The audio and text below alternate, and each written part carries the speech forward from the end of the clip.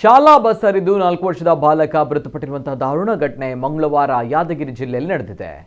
4 ವರ್ಷದ ಪುನೀತ್ ಮೃತಪಟ್ಟಂತಹ ಬಾಲಕ ಖಾಸಗಿ ಶಾಲೆಯಲ್ಲಿ ಓದ್ತಾ ಇದ್ದ.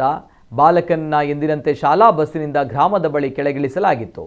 ಬಾಲಕ ಬಸ್ಸಿನ ಹಿಂಬದಿ ಇರುವುದನ್ನು ಗಮನಿಸಿದ ಚಾಲಕ ಅಜಾಗರೂಕತೆಯಿಂದ ವಾಹನವನ್ನ ರಿವರ್ಸ್ ತೆಗೆದಾಗ ಬಸ್ಸಿನ ಹಿಂಬದಿಯ ಚಕ್ರ ಬಾಲಕನ ಮೇಲೆ ಹರಿದಿದೆ. ಇದರ ಪರಿಣಾಮ ಬಾಲಕ ಸ್ಥಳದಲ್ಲೇ ಮೃತಪಟ್ಟಿದ್ದಾನೆ.